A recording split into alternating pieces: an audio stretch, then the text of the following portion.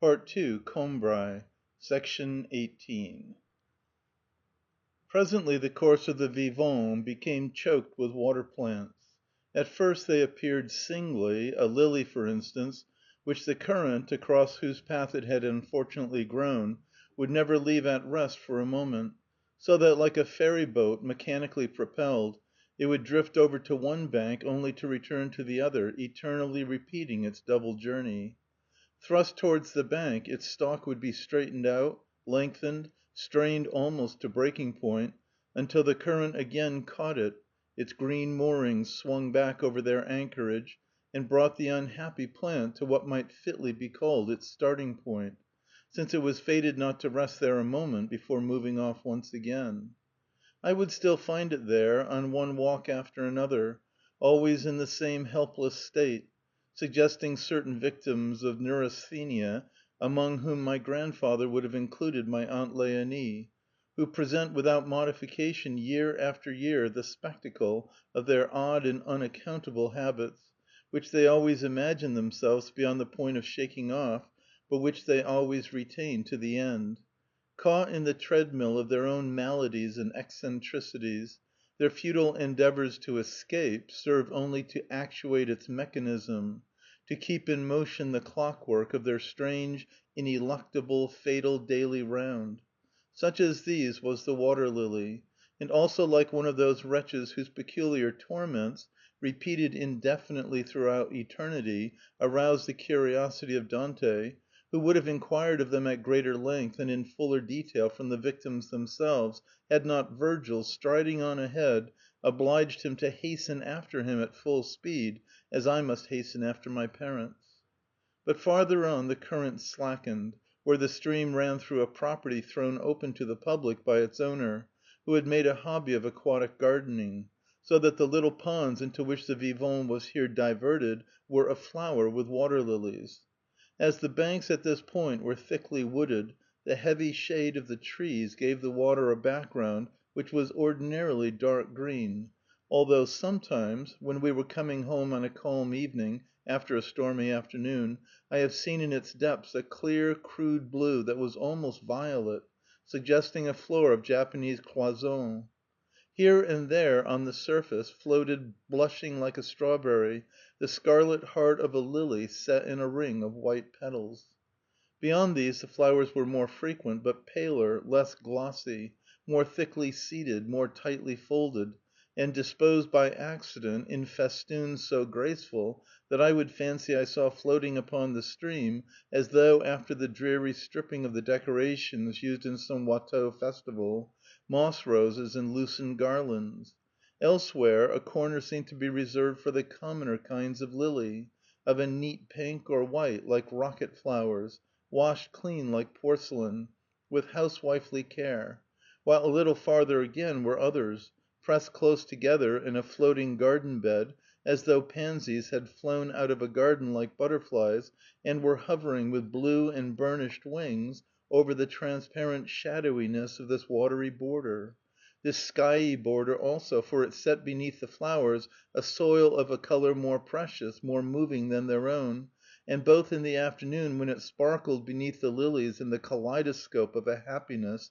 silent, restless, and alert, and towards evening, when it was filled like a distant heaven with the roseate dreams of the setting sun, incessantly changing and ever remaining in harmony, about the more permanent color of the flowers themselves, with the utmost profundity, evanescence, and mystery, with a quiet suggestion of infinity. Afternoon or evening it seemed to have set them flowering in the heart of the day. After leaving this park, the Vivonne began to flow again more swiftly. How often have I watched and longed to imitate, when I should be free to live as I chose, a rower who had shipped his oars and lay stretched out on his back, his head down in the bottom of his boat, letting it drift with the current, seeing nothing but the sky, which slipped quietly above him, showing upon his features a foretaste of happiness and peace. We would sit down among the irises at the water's edge. In the holiday sky a lazy cloud streamed out to its full length.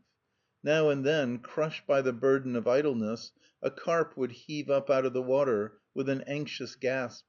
It was time for us to feed. Before starting homewards we would sit for a long time there, eating fruit and bread and chocolate on the grass, over which came to our ears, horizontal, faint, but solid, still, and metallic, the sound of the bells of Saint Hilaire, which had melted not at all in the atmosphere it was so well accustomed to traverse, but, broken piecemeal by the successive palpitation of all their sonorous strokes, throbbed as it brushed the flowers at our feet. Sometimes, at the water's edge and embedded in trees, we would come upon a house of the kind called pleasure houses, isolated and lost, seeing nothing of the world save the river which bathes its feet. A young woman whose pensive face and fashionable veils did not suggest a local origin, and who had doubtless come there, in the popular phrase, to bury herself, to taste the bitter sweetness of feeling that her name, and still more the name of him whose heart she had once held but had been unable to keep, were unknown there, stood framed in a window from which she had no outlook beyond the boat that was moored beside her door. She raised her eyes with an air of distraction when she heard, through the trees that lined the bank, the voices of passers by, of whom, before they came in sight, she might be certain that never had they known, nor would they know, the faithless lover; that nothing in their past lives bore his imprint, which nothing in their future would have occasion to receive. One felt that in her renunciation of life she had willingly abandoned those places in which she would at least have been able to see him whom she loved, for others where he had never trod.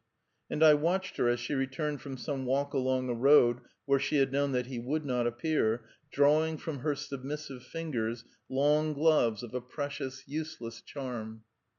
Never in the course of our walks along the Guermantes Way might we penetrate as far as the source of the Vivonne, of which I had often thought, which had in my mind so abstract, so ideal an existence, that I had been as much surprised when some one told me that it was actually to be found in the same department, and at a given number of miles from Combray, as I had been on the day when I had learned that there was another fixed point somewhere on the earth's surface where, according to the ancients, opened the jaws of hell. Nor could we ever reach that other goal to which I longed so much to attain, Guermantes itself. I knew that it was the residence of its proprietors, the Duc and Duchesse de Guermantes. I knew that they were real personages who did actually exist. But whenever I thought about them, I pictured them to myself either in tapestry, as was the coronation of Esther which hung in our church, or else in changing rainbow colours, as was Gilbert the Bad in his window, where he passed from cabbage green when I was dipping my fingers in the holy water stoup, to plum blue when I had reached our row of chairs, or again altogether impalpable, like the image of Geneviève de Bourbon, ancestress of the Guermantes family, which the magic lantern sent wandering over the curtains of my room or flung aloft upon the ceiling. In short, always wrapped in the mystery of the Merovingian age, and bathed, as in a sunset, in the orange light which glowed from the resounding syllable "Aunt." And if in spite of that they were for me, in their capacity as a duke and a duchess, real people, though of an unfamiliar kind, this ducal personality was in its turn enormously distended, immaterialized, so as to encircle and contain that Guermantes way of which they were duke and duchess, all that sunlit Guermantes way of our walks, the course of the Vivonne, its water lilies and its overshadowing trees, and an endless series of hot summer afternoons. And I knew that they bore not only the titles of Duc and Duchesse de Guermantes, but that since the 14th century, when, after vain attempts to conquer its earlier lords in battle, they had allied themselves by marriage, and so became Counts of Combray, the first citizens, consequently, of the place, and yet the only ones among its citizens who did not reside in it. Comte de Combray, possessing Combray, threading it on their string of names and titles, absorbing it in their personalities, and illustrating, no doubt in themselves, that strange and pious melancholy which was peculiar to Combray. Proprietors of the town, though not of any particular house there; dwelling presumably out of doors, in the street, between heaven and earth, like that Gilbert de Guermantes of whom I could see in the stained glass of the apse of Saint Hilaire, only the other side in dull black lacquer, if I raised my eyes to look for him when I was going to Camus for a packet of salt. And then it happened that going the Guermantes way, I passed occasionally by a row of well watered little gardens, over whose hedges rose clusters of dark blossom. I would stop before them, hoping to gain some precious addition to my experience, for I seemed to have before my eyes a fragment of that riverside country which I had longed so much to see and know since coming upon a description of it by one of my favourite authors. And it was with that story book land, with its imagined soil intersected by 100 bubbling watercourses, that Guermantes, changing its form in my mind, became identified. After I heard Dr. Percipied speak of the flowers and the charming rivulets and fountains that were to be seen there in the ducal park. I used to dream that Madame de Guermantes, taking a sudden capricious fancy for myself, invited me there, that all day long she stood fishing for trout by my side. And when evening came, holding my hand in her own, as we passed by the little gardens of her vassals, she would point out to me the flowers that leaned their red and purple spikes along the tops of the low walls, and would teach me all their names. She would make me tell her, too, all about the poems that I meant to compose. And these dreams reminded me that, since I wished some day to become a writer, it was high time to decide what sort of books I was going to write. But as soon as I asked myself the question, and tried to discover some subjects to which I could impart a philosophical significance of infinite value, my mind would stop like a clock. I would see before me vacuity, nothing, would feel either that I was wholly devoid of talent, or that perhaps a malady of the brain was hindering its development. Sometimes I would depend upon my father's arranging everything for me. He was so powerful, in such favour with the people who really counted, that he made it possible for us to transgress laws which Françoise had taught me to regard as more ineluctable than the laws of life and death, as when we were allowed to postpone for a year the compulsory repainting of the walls of our house, alone among all the houses in that part of Paris, or when he obtained permission from the minister for Madame Cézaras's son, who had been ordered to some watering place to take his degree 2 months before the proper time, among the candidates whose surnames began with A, instead of having to wait his turn as an S. If I had fallen seriously ill, if I had been captured by brigands, convinced that my father's understanding with the supreme powers was too complete, that his letters of introduction to the Almighty were too irresistible for my illness or captivity to turn out anything but vain illusions, in which there was no danger actually threatening me, I should have awaited with perfect composure the inevitable hour of my return to comfortable realities, of my deliverance from bondage or restoration to health. Perhaps this want of talent, this black cavity which gaped in my mind when I ransacked it for the theme of my future writings, was itself no more either than an unsubstantial illusion, and would be brought to an end by the intervention of my father, who would arrange with the government and with Providence that I should be the first writer of my day. But at other times, while my parents were growing impatient at seeing me loiter behind instead of following them, my actual life, instead of seeming an artificial creation by my father, and one which he could modify as he chose, appeared, on the contrary, to be comprised in a larger reality which had not been created for my benefit, from whose judgments there was no appeal, in the heart of which I was bound helpless, without friend or ally, and beyond which no further possibilities lay concealed. It was evident to me then that I existed in the same manner as all other men, that I must grow old, that I must die like them, and that among them I was to be distinguished merely as one of those who have no aptitude for writing. And so, utterly despondent, I renounced literature for ever, despite the encouragements that had been given me by Bloch.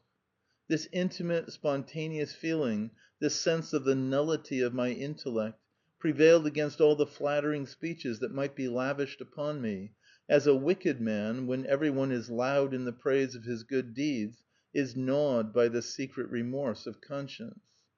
One day my mother said, "You are always talking about Madame de Guermantes. Well, Dr. Percipied did a great deal for her when she was ill 4 years ago, and so she is coming to Combray for his daughter's wedding. You will be able to see her in church." It was from Dr. Percipide, as it happened, that I had heard most about Madame de Guermantes, and he had even shown us the number of an illustrated paper in which she was depicted in the costume which she had worn at a fancy dress ball given by the Princesse d'Orléans. Suddenly, during the nuptial mass, the beadle, by moving to one side, enabled me to see, sitting in a chapel, a lady with fair hair and a large nose, piercing blue eyes, a billowy scarf of mauve silk, glossy and new and brilliant, and a little spot at the corner of her nose. And because on the surface of her face, which was red, as though she had been very warm, I could make out, diluted and barely perceptible, details which resembled the portrait that had been shown to me; because, more especially, the particular features which I remarked in this lady, if I attempted to catalogue them, formulated themselves in precisely the same terms: a large nose, blue eyes, as Dr. Percipide had used when describing in my presence the Duchesse de Guermantes. I said to myself, "This lady is like the Duchesse de Guermantes." Now the chapel from which she was following the service was that of Gilbert the Bad. Beneath its flat tombstones, yellowed and bulging like cells of honey in a comb, rested the bones of the old Counts of Brabant, and I remembered having heard it said that this chapel was reserved for the Guermantes family, whenever any of its members came to attend a ceremony at Combray.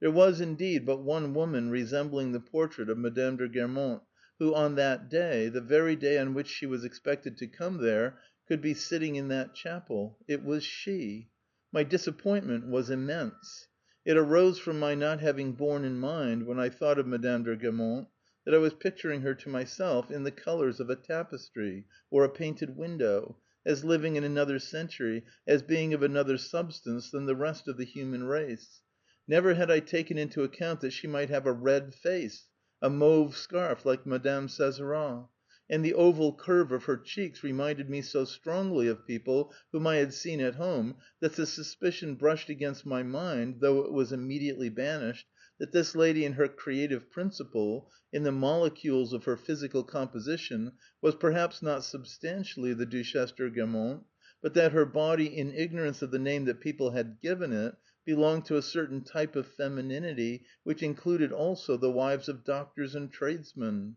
It must be Madame de Guermantes, and no one else," were the words underlying the attentive and astonished expression with which I was gazing upon this image, which, naturally enough, bore no resemblance to those that had so often, under the same title of Madame de Guermantes, appeared to me in dreams, since this one had not been, like the others, formed arbitrarily by myself, but had sprung into sight for the first time only a moment ago, here in church, an image which was not of the same nature, was not colourable at will, like those others that allowed themselves to imbibe the orange tint of a sonorous syllable, but which was so real that everything, even to the fiery little spot at the corner of her nose, gave an assurance of her subjection to the laws of life, as in a transformation scene on the stage a crease in the dress of a fairy, a quivering of her tiny finger, indicate the material presence of a living actress before our eyes, whereas we were uncertain till then whether we were not looking merely at a projection of limelight from a lantern. End of Part II, Section 18.